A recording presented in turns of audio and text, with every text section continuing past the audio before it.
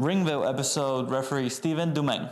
Hey everyone, how you doing? My name is Kevin Herrera Sanchez, KHS, and welcome to another episode of RingVille. Today I have the absolute pleasure of sitting down with someone who's been a referee for over 10 years. He's worked in Ring of Honor, House of Glory, Wrestlepro, Arrival, Creative Pro Wrestling, and many more. He's also a coach at The Fallout. Stephen Dumeng, how you doing? That is me. I appreciate that amazing intro. Thank you so much. I just got to say, very well done. Thank you. Give myself. You know what? There you go. Appreciate He deserves it. That's great. He deserves it. Thank you for having me on, man. I appreciate this. Absolutely. Thank you for coming out all the way from Long Island. All the way from Long Island, ladies and gentlemen. I made this trek. It was worth it. It is worth it. I'm absolutely happy to be here, man. One of the first things I wanted to talk to you about was wrestlers watching their matches back is something that they do to see what they could have done better. If they could have, been quicker, reacted in a certain way. Do referees ever do that? I recommend it, honestly.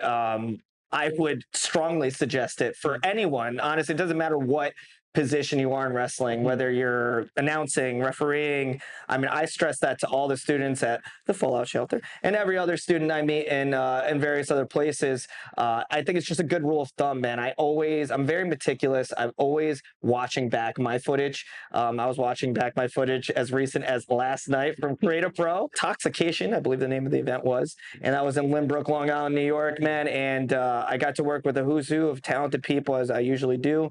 And one of them being Frankie Kazarian. And you always want to give 110%, man. Again, just because you're just a referee, no, it's not just a referee. It's something that's criminally underrated. Sorry, I let all. That's how passionate I am about the role. Absolutely. But it's so underrated, man. I absolutely do watch back my footage, and like I said, I was watching it back on my before I even left. I watched it. It was on Twitch on the Major Pod. So they had the show already uploaded, so I watched it all back, and I felt good about my performance. There's some things. Listen, doing this over 10 years, you're always learning, man. That's something I take pride in, and something that I'm always open to is feedback, listening. No one's perfect. You know what I mean? You could be at the very top, very bottom, doesn't matter. You're always learning. And that is one of those foundations or elements of learning is watching back your footage. So absolutely, man. I strongly recommend it. I do it all the time. And what are certain things that you look for? I mean, positioning, placement, whether for me as a referee, I think for me, again, this you'll hear this in wrestling. There's different flavors for styles. For me personally, I think what works best is as a referee, I didn't even know you were there. I didn't notice you there. For me, I think there's a time and place when I've done death matches at Combat Zone Wrestling or CZW or H2O Wrestling.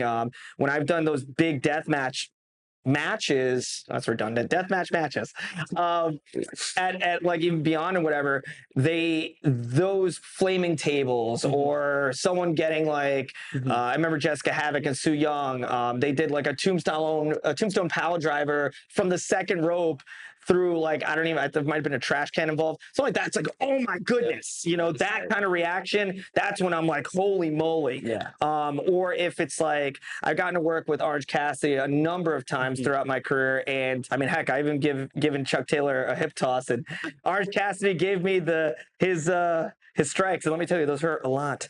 But I was like, hey, what the heck is going on here? I think there's a time and place for like comedy. And that's when those kinds of moments happen, that's when I really channel those big, like, huge reactions. Whether, like I said, it's a big death match, like holy moly, flaming table, or big comedy moment. Those are, I think, the times to do those kinds of things. Otherwise, for me, I think one of the best bits of advice or best bits of feedback I get as a referee is I didn't even notice you were there. So, I mean, I've had people legitimately come up to me after a match, wrestlers come up to me, oh, did you watch it? What did you think? Was it good? I'm like, I was in there with you. I was actually the referee for the match. No BS. I swear to you, I've had that happen multiple times, and it's just a testament to how well you were positioning wise.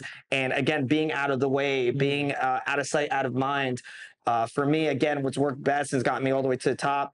For me, was just being where I need to be when it made sense. Otherwise, We're kind of a background character, which is something I also do. I do BG for a number of cheap plug, right? Cheap plug for Law and Order episodes. It's like Where's Waldo? You'll see me in different episodes popping up here and there. And I know we're gonna go jump around, and I know you have this all planned, but you know, I'm an improv guy. We're gonna take this all over the place. But that said, yeah, that's what I feel about that, man. Yeah, and we'll get into that. Yes, we will. We will. Don't you worry, ladies and gentlemen. Wrestling is something where it's very unpredictable, and so much can change in the moment. Yes. Of a match, right? Whereas how important is adaptability as a referee? Oh, I can't start. I mean, for everyone involved, you know, when people say, you know, wrestling's fake and wrestling's scripted, is that true? To an extent, you know, to an extent, you know what I mean?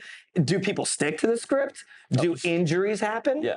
You see, like those kinds of things. That's when fans are asking me like that kind of question, legitimately, I tell them, because it's the truth. No, I don't know 100% what's going to happen. You know, there are times things change on the fly. You know, like I said, people go off the script.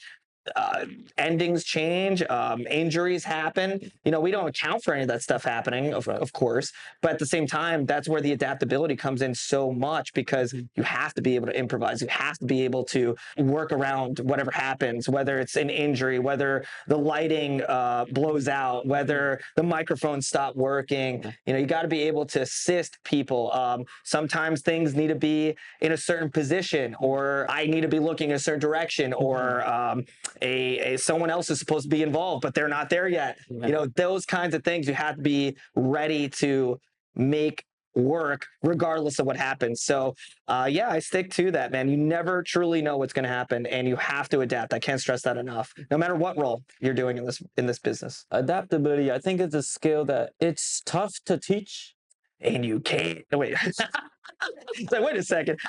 Hey, listen, I'm a big wrestling fan. I'll be dropping a lot of gems here and there, but jokes aside, yes, I don't think it's something that you can necessarily teach, man. I have an acting background prior to, you know, I'm in SAG-AFTRA. I'm a union actor. Flex. You already know. But prior to that, I was enrolled in acting school. I was formally trained to act at Tomorrow Talent Agency in Long Island, New York. Thank you, Mom and Dad. And I also did theater in high school. And I was always very ingrained in those worlds prior to pro wrestling. I love pro wrestling. Theater kid. I was. Not much of a dork. I was the coolest guy there. The cool theater kid. Yeah, the cool theater kid. Yeah, man. You know, I was a class president too, you know, Holy Trinity High School. This is facts. This is true. This is true. Yes, I'm not making any of that up. I was vice president in my... Okay, from one press to another, and this is President's Day. Let's honor ourselves here, right? President. Oh man, that's good. That's good.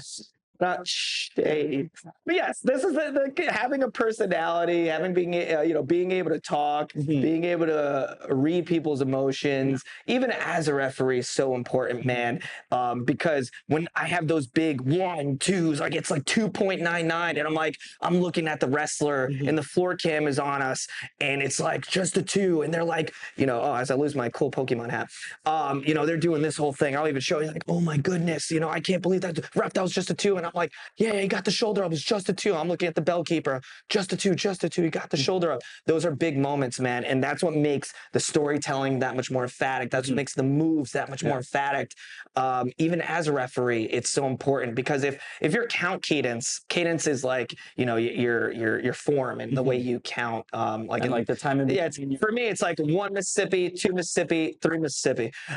If that is off, the wrestlers time their kickouts to the rhythm of your count. So you have to be consistent. You have to have the same cadence throughout the match, start to finish, because fans notice, people notice, and it is obvious, in my opinion, when, you know, there's a fast count versus when, there's a little bit of a delay in the count. You have to keep that same cadence throughout the whole match. It's very important, because if you don't want to give away that, oh man, the match is over. The match is potentially ending. You know, you want to make sure, I mean, because listen, there are times, like I said, where match did end sooner than I anticipated, and thankfully I was there where I needed to be, and we counted it. But regardless, the point being is you have to be ready for it, and you have to keep this in cadence, because when you have those moments, the big kickouts, or a big 9, that's 10, but 9, and people roll back into the ring beating the count, or 20. I've done that before. Yeah. But 19 or 9 in this case, and they make that big count. It's like, he's in the ring, he made it. He's going to continue, whatever it may be. That kind of stuff is so important, man. People care about moves, of course, but in my opinion, we can care about the moves that much more if there's a story behind it, and we're all doing our role. The announcer, the bell keeper, music, production. I mean, all this stuff. But it's so important that we're all on the same page, because people come to see the wrestlers. I mean, as much as I love you all, and I appreciate you guys and gals reaching out and like saying, "Oh, Steve, I'm so happy you're on the show," and you count the 1, 2, 3. I admire and I appreciate that. Thank you so much. But at the end of the day, people are coming to see the wrestlers, and my job is to help them get from point A to point B, and in a safe manner. Also, man, a lot of times safety is kind of foregone. That's why you can't just have anybody do it. People say, "Oh, you just count to 3." No. It is so much more than that. So, because if you're ever in a situation where, it's like, hopefully not, but somebody does get injured, or it's like, somebody needs to have like random, like emergency, like CPR or something. Yes, CPR certified as well. Yes. Cool. And my buddy Nick Shin as well. There you go. Yes, sir. I found out also that I wasn't the first rep. I'm the first rep for this year. Go me. But Nick Shin beat me to the punch, and I love me some Nick Shin. But if someone's going to beat me to the punch, it's him. Shout out to Nick Shin. Yeah, shout out to Nick Shin. Amazing guy. But yeah, so it's like, it's not just like, not everyone can do it. Correct. I firmly believe that. Definitely agree. Not everyone can do it, but if you practice, then you can. Yes, right? man. And thankfully for me, my brother, Colossal Mike Law, he's who introduced me to pro wrestling. He's who got, he's responsible for all this. And I'm very fortunate for him, man. When I was like 8 years old, I was at Arena Puerto Rico, APR wrestling. I mean, my brother's been in the game for over 20 years. He's who introduced me to pro wrestling. We're big fans growing up, and he got me involved. He gave me a mask. I was El Nino growing up, doing little head scissors and doing the good old 619s and whatnot, and hurricanranas and moonsaults, man. It's crazy, because at that point of my life, I was only a kid, and I was meeting like Homicide. I met guys like Amazing Red and like Low Key. I met, a lot of these guys that I would end up working with in the future, and it was so freaking cool. Like I just reffed Homicide versus Drew Parker at Arrival a few months back. In Jersey, right? Yeah. And I just got to see Amazing Red at House of Glory, that the recent show, and it's so cool to be able to work with these guys in the future and be able to be like, yeah, man, when I was a kid, it's just so cool to be able to do that. And not only that too, but to be able to ref a lot of people's first matches. Like, as a referee, you have like the best seat in the house. You do. And that is something that, like you said, it can't be taken for granted. And a lot of guys and girls you see on the indies, sometimes they're so mesmerized by what's going on in the ring, they kind of forget their job. Back to my point, I digress, that I've gotten to see people's, like, I got to ref people's first matches, or very early in their career. Well, it was MJF, Chris Statlander, Bryce Donovan, a whole bunch, Leo Sparrow, a lot of Gabby Fords, a whole bunch of talented people up and coming, and people that are established even on TV right now. I've gotten to ref and see their very first matches to where they are now on TV, whether it's AEW, WWE. It's awesome. It's super cool to be a part of that journey. Absolutely. And then you mentioned a lot of the people, and then within those names it's a lot of different characters. Oh, yes. A lot of characters. How do you still get enough to yourself where you don't look like a silly or dumb referee, but while also putting them over? Right. That's a great question. You got to find a balance, because, again, like I said at the top of the hour, I'm not the focus.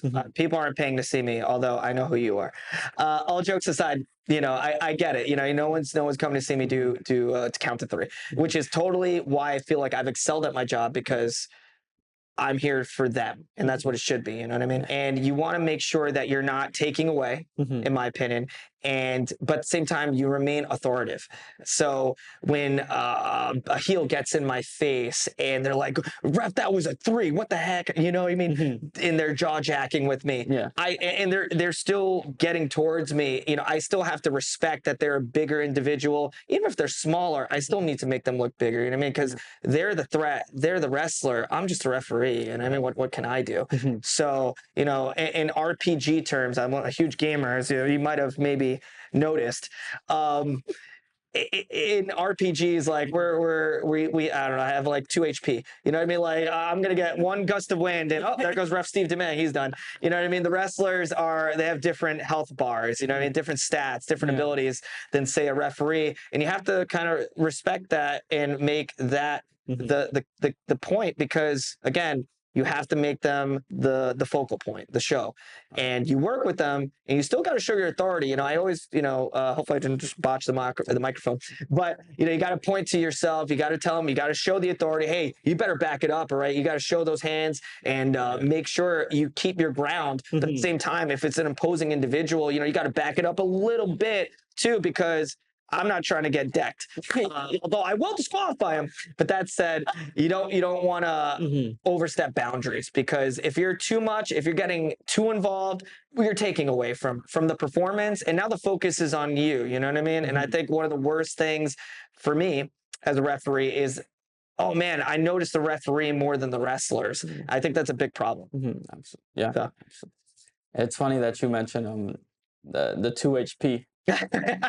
Yeah, I'm always in the red. It's like my life bar is about to deplete. Your whole body is just ready to go. I'm like, oh, a little bop, and I'm dead. Because I was gonna ask, like, a lot of these referees are trained wrestlers. Like, yes, man, a lot. Is their HP so low? I know. Is that what happens? Gotta hit up a couple of my friends and ask them. Like, is it the shirt? Is it? I don't know.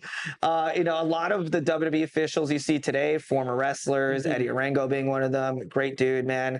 Shout out to Ref Bennett as well. I've been able to learn from those guys, man, and they're talented and they're where they are for a reason. And, you know, even in other places too, man. AEW officials I got to work with, pretty much all of them too. I've learned from them. And that's something I'm very fortunate about, is always learning and always reaching out and being able to, again, be a sponge and always be learning, man. I've been doing this for 10 years, but it doesn't mean that I can't learn something new. Always be open to feedback, criticism, and be a sponge. I tell that to the students. I tell that to myself. And it's something that keeps me humble, stay humble, and you know, keeps me where I need to be, I feel, amongst other things. But yeah, man, you gotta be reactive and you know, again, out of sight, out of mind. But yes, I think it's the shirt. I blame the shirt. I blame the shirt. It's the stripes. Although they have very nice polos now in WWE. And I've always been, I love polos. I'm not going to lie. I love logoed shirts, for the record, too. The CZW one, Combat Zone one, I always have, is very nice. Ring of Honor one's nice. Got the logo on it. Nice old red, it's the red one, the red lettering. I traditionally, a little fun fact, I use a Dick's Sporting Goods V-neck referee shirt. So for those of you that want to get your own shirt, look no further than spending $20 next Halloween costume. Hey, right? Referee Steve Dumeng. Can I say? 10 years of experience. Yes. What was your time like in Ring of Honor? Man, I'm very, very fortunate to have been there for a number of years, learning from Todd Sinclair, Paul Turner. Also, shout out to Joe Mandak, who was also there when I was there. Those guys, man, fantastic. I learned so much from Paul and Todd that I've been able, and one thing that's so cool too, is being able to learn from that kind of caliber, from the top tier referees, and being able to absorb it and then give it to the students, whether it's at Fallout Shelter, Creator Pro, Wrestlepro, House of Glory, honestly, wherever I am, to be able to learn from those guys, it was paramount. And being able to learn TV, learning camera positioning, getting cues from Delirious when I was there, it helped so much to learn from all those guys. Man, I got to learn from the Briscoes, and, you know, rest in peace, Jay, man. You know, those guys, fountains of knowledge, Alex Shelley, Dan Moff, like a whole bunch of people that were there that just accepted me, Cole Cabana, and like, again, just really, I'm just some kid, and I got to work a number of independent companies with top tier people, and I still continue to do that to this day. But that's, I think, the biggest thing for me was learning and just taking it as an experience to learn the grind, learn the travel situation, and be able to now instill that knowledge that I received and give it to other people, so that way their knowledge can now continue to prosper and go on to the next people, like the Glovers.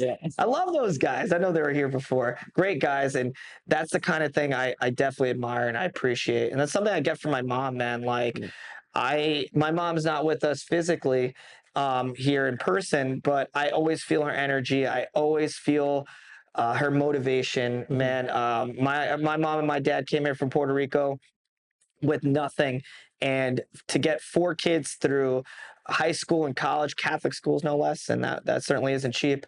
And I'm very fortunate for that, man. It's not easy. It really isn't. And especially in New York. Oh my gosh, New York, it is brutal out here. Horrendous. Oh my goodness, it is rough, ladies and gentlemen. But that said, you know, that keeps me motivated. That's what keeps me knowing that it's not a matter of, you know, if I get back to where I need to be, it's when I get back to where I need to be.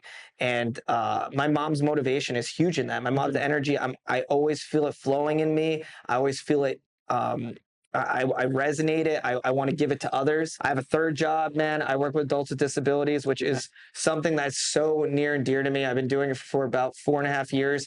And to be able to do that is so gratifying, man. My mom and dad always told me, find work that doesn't feel like you're necessarily working. And even though all 3 of those jobs can certainly have their challenges, I'm very happy to say that I don't ever really truly feel like I'm at work necessarily. So I'm happy I've been able to achieve that, man. Oh, that's a beautiful thing. Thank you. Absolutely. Congrats on that. Thank you, man. It really is super, super fortunate to have work, TV, and everyone that was involved when I was there. And yeah, man, unbelievable time in my life, and something that I always bring to the table. Even on the independent circuit, man, I always bring that same energy. Whether it's we're, you know, performing in front of 100 people or in front of thousands, live or not, whether it's on stream or if it's on TV, whatever it may be, I give that same attention to detail, the same energy that I brought there. I take it with me because I had it before that, man.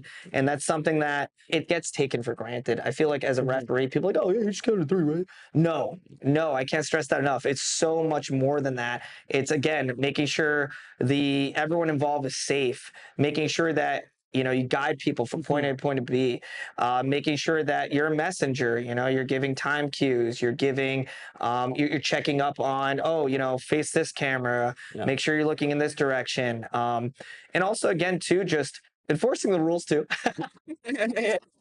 You know, wrestling is sports entertainment, but wrestling. So, you know, but you do got to know the rules. You got to make sure they're enforced, and got to make sure you lend credibility to yourself. And that's why I always tell people, keep a loud, imposing, authoritative cadence, but at the same time, you know, like, for example, Vargas from Wrestlepro is a great guy. Like, when he's, you know, in the beginning, he does his introduction, he runs the ropes, he does a big back senton just in his intro, and I'm like, oh, bouncing around, you know what I mean? Like, he's a massive guy. You got to put that stuff over. Same thing with just other elements. Like, if someone has kind of a otherworldly character, you know, kind of be spooked out a little bit, kind of like, oh, what's that about? But at the same time, you know, you got to find a balance. Don't take away from the performers, the wrestlers, that is, because that's their job. They're the ones selling. I mean, they're putting their bodies on the line, man. I can bump, I've bumped, I've wrestled. I wrestled one of my best friends, John Silver, in a 30-second classic in Creative Pro Wrestling. 5 stars. And yeah, 5 stars in my opinion. And I got to get that rematch back. Hopefully it'll be a little longer than 30 seconds next time. But it was, Beat him in 30 seconds. oh yeah. I won. No, sadly I came up short. But in the next one, you will. Yes. In the next one, I'll be better prepared and ready. You know, there was a lot of craziness that night. And no, seriously, like the bottom rope fell apart. Oh. The match I was involved with, speaking of checking up on people, God bless him, Bear Bronson. He actually had a concussion, man. Oh. God bless him. And thank God he was okay. But you know, that happened. The bottom rope snapped. And then, you know, very next thing I know, Max Caster comes out and he's like, all right, well, we have a match and it's advertised. I'm like, no. And if you ever want, I got to get this clip uploaded. I don't know, it's somewhere. But I legitimately wasn't ready. Like, I wasn't ready. We planned to have a match, which sure, it was advertised, it was going to happen. But I wasn't expecting it to be at that moment. So when you see me in this video, Max is just on the microphone. He's like, Steve, you know, this big moment is going to happen, yada, yada, yada. And he's kind of gassing me up. And I'm like, no. I'm legitimately like, Max, no. I'm not ready. And next thing I know, Johnny's music hits. I'm like, oh gosh, it's going to happen. So you see me, I'm struggling to rip my shirt off. And I'm like, this is embarrassing, but it worked, thank God. And I get my shirt off. Johnny like kills me. I think give me a clothesline, power bombs me, and then just gives me like this is very badass. He uses my own hand to count the 1, 2, 3 because I reffed. So not very many people can say I've reffed and wrestled my own match. That's good. And I lost. Goes to show you, I remain fair and impartial no matter what. I caught down the middle no matter what. But yeah, Johnny Boy owes me that one. And, you know, it's funny. I know he gave me a rundown on things, so I'm kind of just going to jump right into it, man. I'm a huge MMA fan. I love MMA. And one thing I do love is doing interviews, much like we're doing here.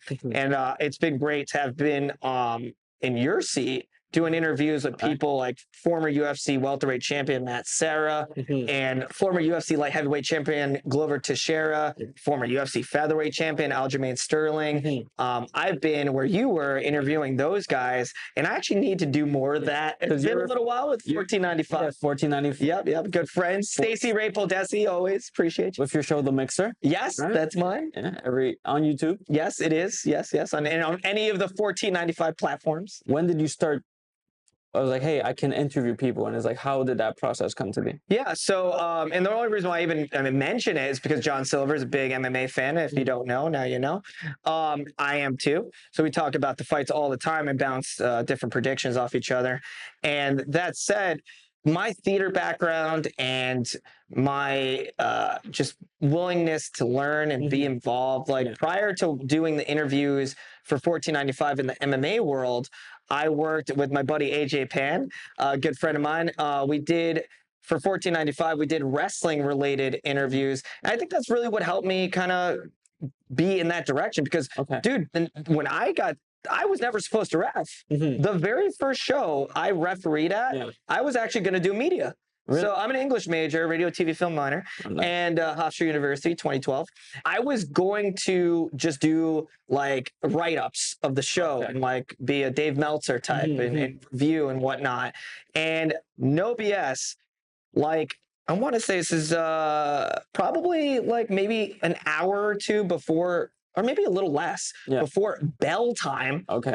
The promoter was a friend of mine, George Schneider, and my brother, Colossal Michael, the man, they come up to me and I, you know, like I said, my brother kind of showed me the ropes, showed me how to bump and like, you know, kind of gave me an idea of what wrestling is. I've watched wrestling and he was like, hey, about the referee situation, you wouldn't believe this, but our 2 referees are not here and they're not coming. And I'm like, yikes. So they were like, hey, you know, you've never really refereed ever, but can you? Seriously, that's exactly what happened. Next thing I know, I'm in jeans. Oh my God. It was one of the, oh my goodness. I'm in jeans, wearing a necklace, wearing a soccer referee shirt that was 3XL. Like, I know I've put on some size lately, but this is when I was, it's like 10 years ago, and I was all of maybe 110 pounds soaking wet. This triple XL shirt that had to not only tie in a knot and also tuck in, it still looked like a dress. I had my brother's wrestling shoes, I believe, on. So weren't even my own shoes. And earrings on. And it was the worst look possible, imaginable. But I still did an amazing job. There you go. And I stuck with it. And I'm very thankful that that all happened. So thank you to the 2 referees who no-showed. But shout out shout out to you guys. You the real ones. But that's wrestling in a nutshell, man. Opportunity, being opportunistic.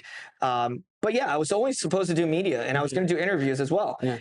We had to kind of rework that, so I ended up being a referee. But I decided to work with Stacy because Stacy was doing media, and I was like, all right, cool.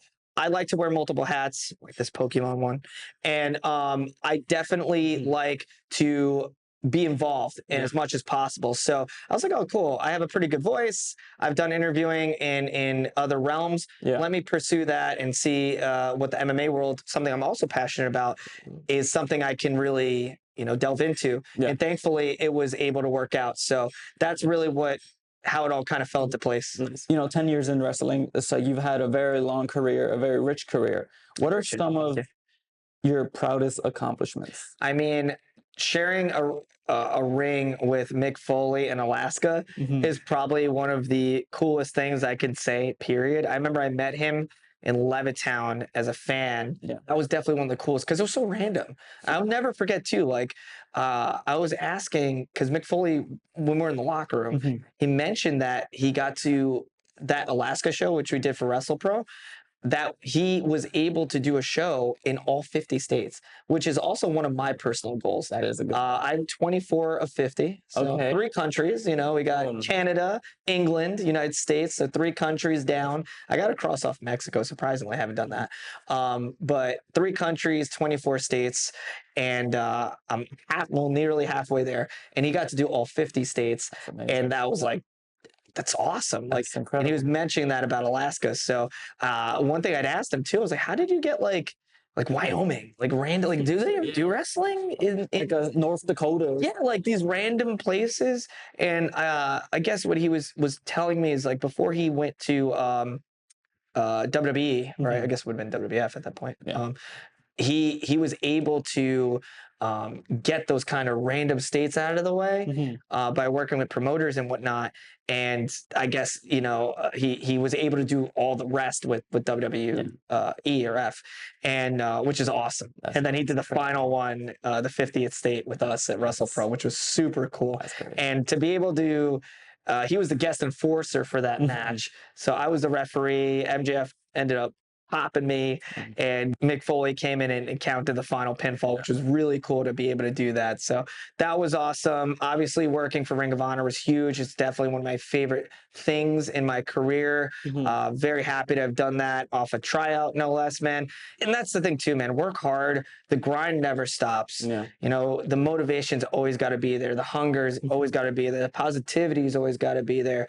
The roller coaster we're on, life, whatever it may be, business, personal, you got to keep moving forward. And I can't stress that enough. But being involved in Ring of Honor is huge, man. It's something I was very, very happy about and fortunate to be involved with. And just being able to work with the people I've been able to work with, man, whether it's people just starting, like I said earlier, people I've gotten to ref their first matches, all the way to doing TV with these people. Was awesome, dude, and I'm very fortunate for that. So, and here's to many more. The roller coaster ain't stopping anytime. Absolutely not. Well, man, thank you very much for taking the time. Absolutely, we'll have to do a part 2. No, absolutely. It was truly a pleasure talking. Thank you so much, man. I appreciate you. Thank you, guys. And yeah, man, stay tuned. It was awesome to be here. Check out 1490. Let me just get my cheap plugs. I was going to say, plug to the camera. 1495 Sports. You can follow me on all the social media platforms at Ref Steven Dumeng. Ref has kind of become a part of my name. So it's now just Ref Steven Dumeng, referee Steven Dumeng. It is my real name, funny enough. There's no middle name. I don't know why. I don't know what's that about. I don't have a middle name, ladies and gentlemen, but yes. It's straight right to the point. And of course, please give a follow, a like, and interaction to our good friends at RingVille, man. Kevin, thank you so much, dude. And like I told you, I wasn't blowing smoke, man. I really want to help people like yourself. And that's what this journey is all about, man. Paying it forward. And, you know, I'm looking forward to very many episodes and you doing bigger and bigger things and us collaborating more. And again, I can't stress to you enough and stress enough rather, and thank you enough for having me involved. So Thank you. one more time, appreciate you, man. Thank you guys. Thank you. This is referee Stephen Dumeng. Till the next one. We out. Hey.